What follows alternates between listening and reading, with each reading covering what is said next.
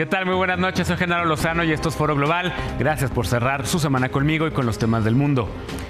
Israel amplía su ofensiva bélica en el Medio Oriente, ataca la capital del Líbano y mata a otro líder de Hezbollah. Sigue la alerta roja de una guerra regional. A 29 días de la elección presidencial en Estados Unidos, los candidatos a la vicepresidencia contrastan su visión hacia el futuro. El huracán Helene causa estragos en Estados Unidos, dejando inundaciones en 10 estados. El presidente Biden visita los lugares afectados. En Argentina, miles de estudiantes marchan en la calle en defensa de la educación pública y contra el gobierno de Milei y sus recortes presupuestarios. Y para hablar esta noche de la pelea por la Casa Blanca, converso con Amy Glover, experta en política de Estados Unidos. Quédate conmigo la próxima media hora, esto es Foro Global.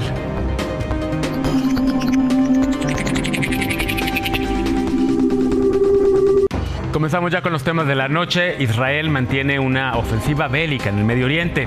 Esta semana bombardeó en varias ocasiones los territorios palestinos, incluida Cisjordania, pero también en el sur del Líbano e incluso Beirut, la capital libanesa. Se reportó también el ataque a una base militar rusa en Siria y también a objetivos en Yemen. Es decir, el primer ministro Benjamin Netanyahu está defendiendo sus agresiones militares como ataques preventivos, como hizo George W. Bush durante la guerra contra el terrorismo. Todo esto mientras que el ayatolá de Irán ha llamado al mundo árabe a unirse contra Israel y está justificando que Irán haya atacado con misiles a Israel. En otras palabras, el conflicto en el Medio Oriente está tomando la dinámica de una peligrosa guerra regional. El reporte es de mi compañero Emanuel Rosales.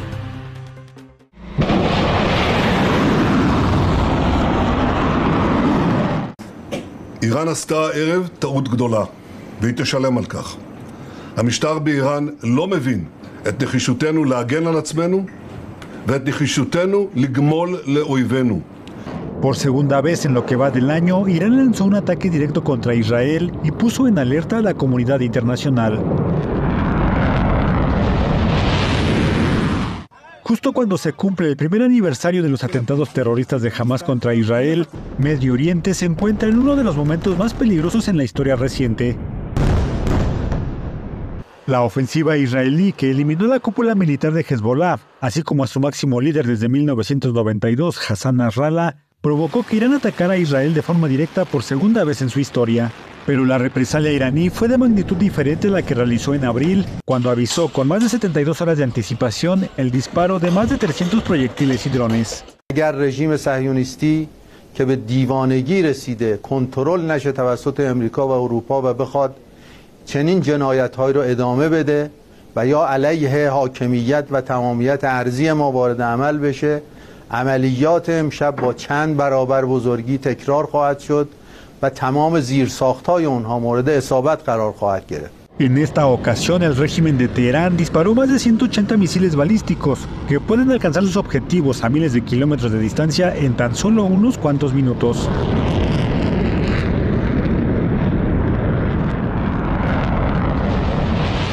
Tras el bombardeo, el presidente de Irán, Masoud Pezeshkian, aseguró que no quiere una guerra pero responderá a las agresiones, mientras Benjamin Netanyahu advirtió que el régimen de Teherán pagará por este ataque. کشورهای اروپایی، آمریکا باید این جانی رو سر جاش بنشونن که دست از این کاراش برداره، چون اگه بخواد ادامه بده به این سادگی نی. دفعه دیگه اگه بخواد کاری بکنه که امنیت ما رو به هم بزنه، ما هم امنیت اونها رو قادریم به هم بزنیم.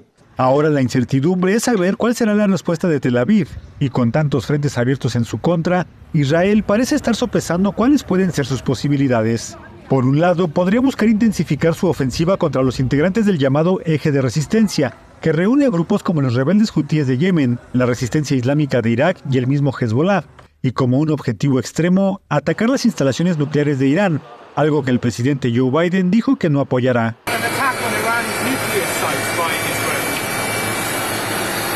The answer is no, I think there's things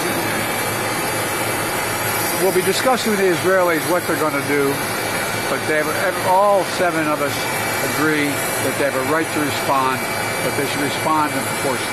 Sir, can I ask you? Hasta ahora la diplomacia parece haber fracasado en Medio Oriente y Netanyahu parece determinado a continuar su ofensiva y cambiar el orden regional, aprovechando una aparente división del mundo musulmán que se mantiene a la deriva desde el fracaso de la primavera árabe. Emanuel Rosales, Noticias N+. Eso mientras la diplomacia francesa y la estadounidense están buscando un alto al fuego y están también analizando la posible respuesta de Israel a Irán, pero lo iremos viendo a lo largo también de esta semana. También el tema de Estados Unidos, a menos de un mes, a solo 29 días ya de la elección presidencial. Esta semana tuvimos el único debate entre los candidatos a la vicepresidencia, entre el demócrata Tim Walz y el republicano J.D. Vance.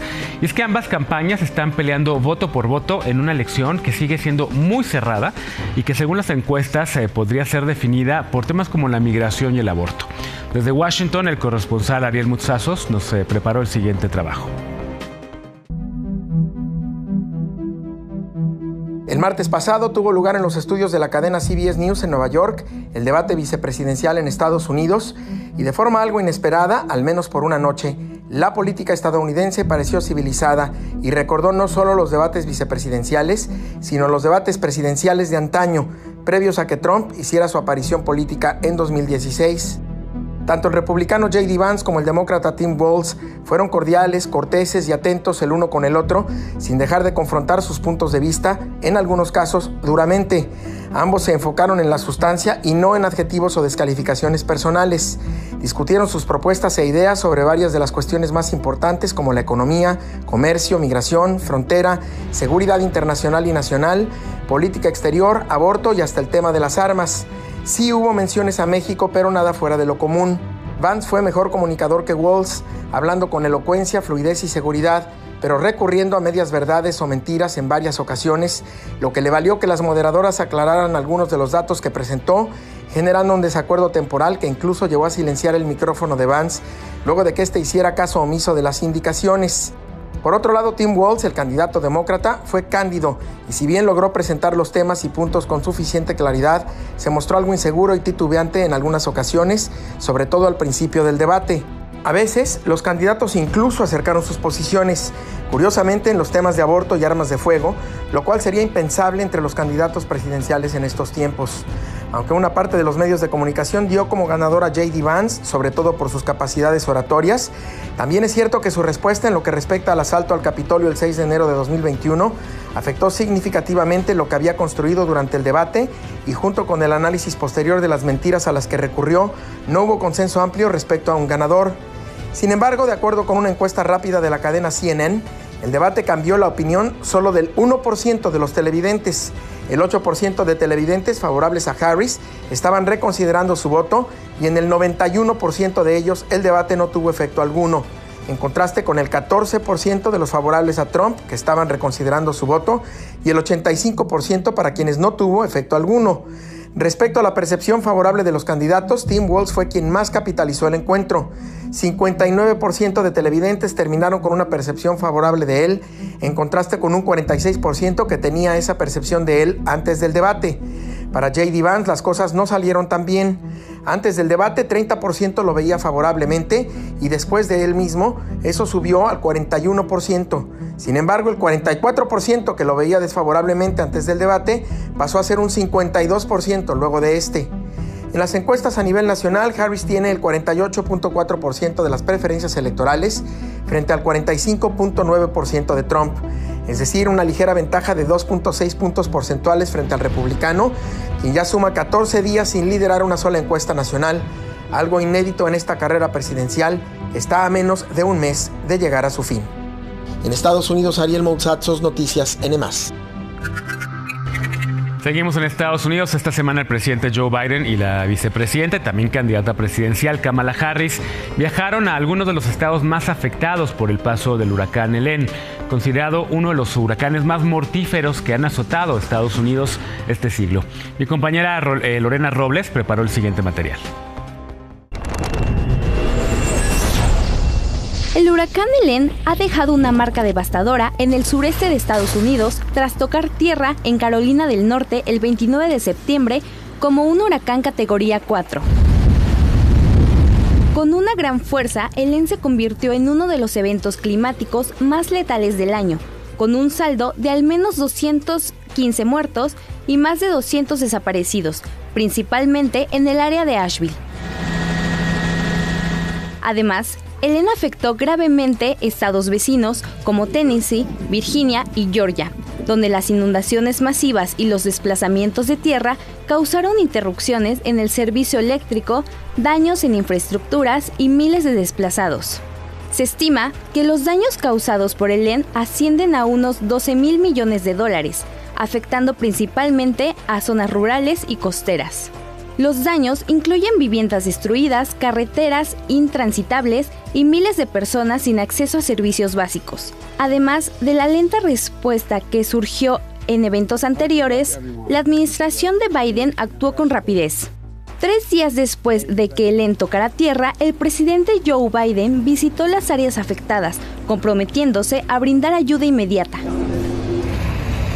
FEMA, la Agencia Federal para el Manejo de Emergencias, ya había desplegado más de 3.500 trabajadores para distribuir agua, alimentos y suministros de emergencia, mientras un equipo federal de 4.800 personas se enfocó en las labores de rescate. El impacto de el EN no se ha limitado solamente en Estados Unidos. La devastación provocó una respuesta de la comunidad internacional, como organizaciones como la Cruz Roja y gobiernos aliados ofreciendo asistencia humanitaria. Este huracán ha destacado nuevamente la urgencia de enfrentar los desastres climáticos de manera coordinada, mientras que el mundo observa las consecuencias de un clima cada vez más extremo. Aunque el EN fue devastador, el huracán Katrina sigue siendo el desastre natural más caro y mortal en la historia de Estados Unidos. En 2005, Katrina dejó más de 1.800 muertos y provocó pérdidas superiores a los 125.000 millones de dólares, principalmente en Nueva Orleans. La lentitud de la respuesta gubernamental y el colapso de los diques empeoraron la tragedia. Un evento que transformó la manera en que los Estados Unidos manejan los desastres naturales hasta el día de hoy. Lorena Robles, Noticias NM+. Y de Estados Unidos nos vamos a Argentina, porque allá cientos de miles de universitarios salieron a las calles, protestaron contra el presidente Javier Milei por su rechazo a firmar una ley que asegura el financiamiento a las universidades públicas. Milei no quiere un déficit en las finanzas del gobierno y por ello ha buscado recortes en todos los sectores, incluida la educación pública. Ana María Islas nos informa a continuación.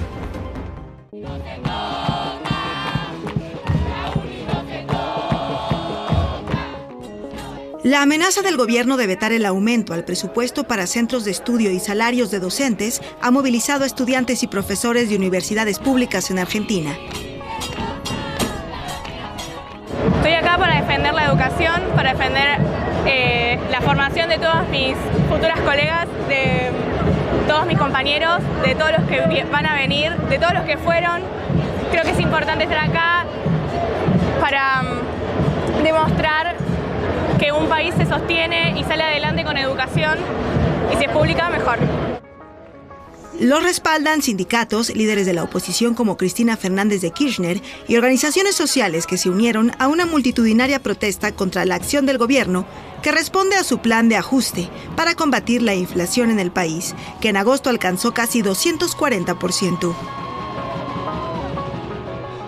La tensión en las calles es un reflejo de lo que se vive en el Parlamento, donde opositores impulsan el proceso para que el Congreso ratifique la Ley de Financiación a las Universidades Públicas, que establece, entre otras disposiciones, una recomposición de los salarios universitarios y que fue aprobada el 13 de septiembre, pero vetada por el Ejecutivo este jueves, pues afirma compromete el equilibrio fiscal que su gobierno busca. El gobierno afirma que el proyecto de ley no cuenta con previsión presupuestaria ni recursos a utilizar para su financiamiento y acarrea problemas técnicos. La verdad es que el no saber, el aplicar algo donde no tenemos el dinero, va a perjudicar a todos los argentinos. Y nosotros eso no lo vamos a permitir. O en tal caso vamos a hacer todo para que eso no ocurra. Y aunque el gobierno ha apostado por cuestionar la transparencia en el control de gastos del sector educación superior pública, en la práctica este ha perdido 30% de su financiamiento en lo que va del año.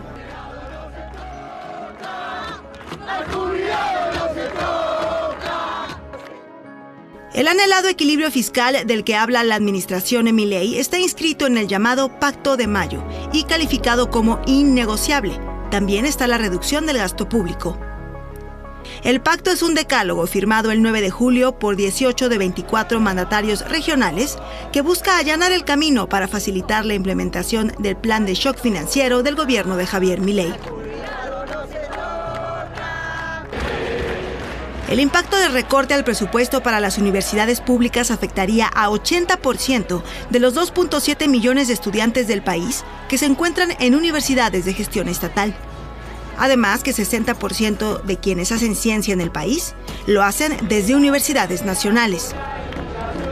Es insostenible sin salarios mínimos, no hay docentes, no hay infraestructura, sin luz no hay posibilidad de dictar clases, sin recursos, sin investigación no podemos avanzar en nada.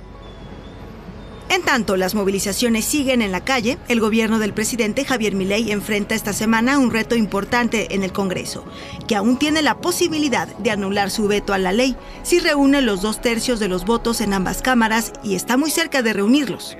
Y es que pese a los esfuerzos del gobierno, la matemática no le favorece, pues el Partido Libertad Avanza tiene solo 39 de 257 diputados. La cita de ambas cámaras para definir qué rumbo tomará la discusión sobre el futuro de la educación pública en Argentina es el 9 de octubre. Ana María Islas, Noticias NM+. Así las cosas allá en Argentina. Hace una semana apenas platicábamos cómo le aplaudían al presidente Milei en Nueva York y en las Naciones Unidas, pero en su país pues tienen las calles en contra. Vamos a una pausa, pero al volver conversaré con Amy Glover. Hablaremos sobre la elección en Estados Unidos, sobre el debate entre los candidatos a la vicepresidencia y sobre el tema del aborto. Ya volvemos, esto es Foro Global.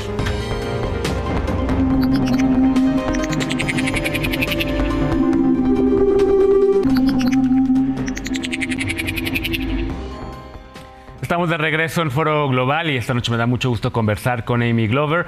Ella es especialista en la relación bilateral entre México y Estados Unidos y es, para quienes la conocemos, la chilanga más gringa o la gringa más chilanga de México. ¿Cómo estás, querida Amy? Bienvenida a Foro Global. Muchas gracias, Genaro. Un gusto. Oye, Amy, ¿por qué no empezamos con el tema del debate entre los candidatos a la vicepresidencia? Evidentemente tuvimos esta semana el único que tendrán Tim Walz, el demócrata Tim Walz, y el republicano J.D. Vance. Había algo de expectativa. Generalmente los debates de los vicepresidentes no generan tanto interés, pero este año considero que fue distinto. Y fue distinto porque solamente los candidatos a la presidencia, los jefes de los vicepresidentes, Kamala Harris y Donald Trump, solo tuvieron un debate. Entonces siento un poco que a lo mejor la atención estaba muy bien puesta en este debate entre vicepresidentes. ¿Coincides con esto? ¿Qué destacarías de ese encuentro? Coincido contigo, creo que había más interés de lo que normalmente haya, pero creo que no va a tener mucho impacto porque fue bastante balanceado. Felizmente o extrañamente fue bastante civil. No habían esas faltas de respeto que suceden seguido en el caso de Donald Trump. Y fue una conversación mucho más centrada en políticas públicas. Creo que duró muchísimo, un poco más de 90 minutos. Otro tema que interesante fue el mismo día que la presidenta Claudia Sheinbaum tomó posesión. Entonces eso me dio un poco de lástima porque sentí que no cubrieron lo suficiente en los medios en inglés ese tema de que México tiene una presidenta. Le robó la atención, digamos, a la toma de protesta de México, porque allá se enfocaron evidentemente en el tema de la relación del debate entre vicepresidentes, pero en efecto mencionas que fue un debate distinto por el hecho de que pareció ser un debate más tradicional, en donde se discutieron más temas, en donde no hubo tantas descalificaciones. Hay que incluso ve que fue un debate civilizado en el sentido de que hasta empatía hubo. De repente Tim Walz mencionó el caso de que su hijo vio un tiroteo y Vance le contestó rapidísimo, le dijo: perdón, no sabía que tu hijo había tenido esta experiencia, y se vio bastante empático. Y en ese sentido quisiera preguntarte, ¿tú cómo viste el resultado de este debate? ¿Quién logró hacer una mejor chamba para poner los puntos de su campaña frente al electorado? ¿Quién crees que fue mucho más cercano a la gente? En efecto, no tendrá a lo mejor mucho impacto, pero algo tendrá. Digamos, ¿alguno de los dos conectó mejor con el elector? Yo creo que fue más o menos igual en ese sentido, pero a mí me sorprendió francamente J.D. Vance. Sonó mucho más moderado y menos radical de lo que realmente es, francamente.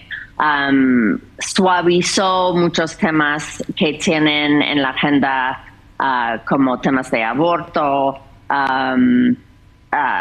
diciendo que quieren apoyar a familias, y muchas de las políticas de los republicanos ha sido quitar beneficios para familias, escuelas, programas, etcétera. Entonces, pero creo que buen desempeño no se vio radical. Tim Walz creo que hizo un buen desempeño también. Fue bastante, yo diría que fue un empate. Un empate técnico, digamos. Oye, un empate técnico, como también están las encuestas. Estamos prácticamente a un mes de la elección. No se han movido, siguen estando, a pesar del muy buen debate que tuvieron Kamala Harris y Donald Trump hace ya algunas semanas. Creo que Kamala ganó, creo que ese fue el consenso de ese debate, pero las encuestas siguen muy, muy apretadas, sobre todo en estados clave. ¿Qué estás viendo tú ahí? Sí, estoy viendo, sí tiene una ventaja. Si ves las encuestas nacionales, tiene una ventaja Kamala Harris de aproximadamente 3.3%. Pero dado que hay un sistema distinto a lo que tenemos aquí en México, donde cada voto cuenta, en Estados Unidos hay lo que llamamos el colegio electoral, entonces depende de cuál es el balance en cada estado y cuántos votos electorales tiene cada estado. Entonces, realmente la elección se decidirá por 7 estados, y estaba haciendo el conteo. Los que están tendiendo hacia Harris son Michigan, Pensilvania, Nevada y Wisconsin. Y los que están tendiendo hacia Trump sería Carolina del Norte, Arizona y Georgia. Entonces, dicho eso, todos están dentro de un margen de error. Entonces, es muy difícil decir. Y hay muy poca gente que no han decidido por quién votar. Yo creo que al final de cuentas va a depender mucho de quién sale a votar ese día. Esperamos que salgan jóvenes. Yo creo que en mi estado natal de Michigan van a salir muchos afroamericanos. Por eso sí creo que Michigan va a ir por Harris, pero va a ser muy reñido, y eso es complejo porque recordamos lo que pasó el 6 de enero, cuando Donald Trump cuestiona hasta la fecha la validez de la elección 2020. Entonces, si es cerrado, y creo que va a ser cerrado, a lo mejor vamos a tardar en saber el resultado, a lo mejor va a haber ciertos momentos violentos en diferentes estados. No es un escenario fácil para nada, mucho riesgo. En efecto, es un escenario complicado. Se podría presentar un conflicto postelectoral bastante largo. La elección es en noviembre. Quien gane la presidencia asume hasta el 20 de enero. Es decir, son un poquito más de 2 meses en donde podría haber pues mucha tensión, y es lo que está generando incertidumbre ahorita allá en Estados Unidos. Ahora, de los temas de la contienda, Amy, esta semana sorprendió muchísimo el mensaje inesperado, por decirlo de alguna manera, de la ex primera dama, de la esposa de Donald Trump, de Melania Trump, quien hizo un video para defender el derecho a decidir, para defender el aborto, tema que le había estado costando mucho al mismo Trump para conectar con amplios sectores del electorado, que entiendo las encuestas se han movido ya mucho respecto a este tema, y ya hoy tiene un apoyo mucho más amplio, el derecho a decidir. ¿Cómo lo ves? Yo creo que eso fue es una buena estrategia de parte de la campaña de Trump, porque esto sí es la mayoría de los estadounidenses consideran que una mujer debería tener la opción de decidir sobre su propio cuerpo. Y yo creo que lo hicieron a propósito para si hay mujeres republicanas que están como indecisas, que eso haga la diferencia. No estoy segura que lo hará y te voy a decir por qué, Genaro, porque la base de Trump es en contra de el derecho a decidir. Entonces eso también podría, como diríamos en inglés, backfire, ¿no? A lo mejor también se molesta gente en la base, pero dudo que esa base cambie de opinión y no vote por Trump. Entonces, a lo mejor ligeramente es favorable para Trump. Tener una especie de efecto boomerang, ¿no? Ese backfire para Trump. Oye, y también esta semana interesante lo que hizo la candidata a la presidencia, Kamala Harris, una serie de tweets mencionando justo la toma de protesta de la doctora Sheinbaum en México, la presidenta de México, mencionando que está lista para cooperar con el gobierno de México en temas medioambientales, en temas energéticos. Viene una revisión del TEMEC muy pronto le tocará a este gobierno, al de México, y al próximo Estados Unidos. ¿Ahí qué ves? Yo creo que depende mucho qué sucederá si es Kamala Harris o si es Donald Trump, aunque sí creo que no va a ser una conversación necesariamente muy fácil, independientemente de quién sea presidente. Creo que está muy preocupado sobre la influencia de China. Creo que eso va a ser un tema que quieren platicar con México, particularmente las preocupaciones que tiene Estados Unidos sobre temas de seguridad nacional. Dicho eso, creo, bueno, justamente esta semana en México hubo este North Capital Forum, donde mucha gente vino desde Canadá, Estados Unidos, para platicar sobre estrategias de América del Norte.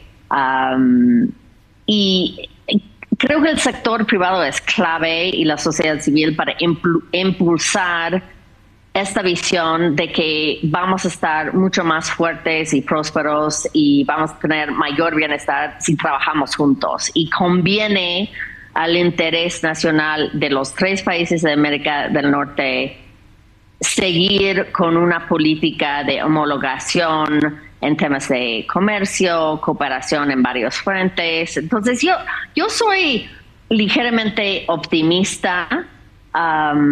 Si tuviera que apostar hoy, diría que Kamala Harris probablemente va a ganar. No apostaría mucho dinero a lo mejor, dado que está tan difícil leer.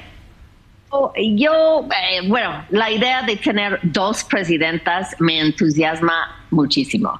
Así es, y vendrán muchos temas para seguir conversando. Te agradezco muchísimo, querida Amy, te mando un abrazo y hablamos muy pronto. Gracias, Genaro. Gracias a ti.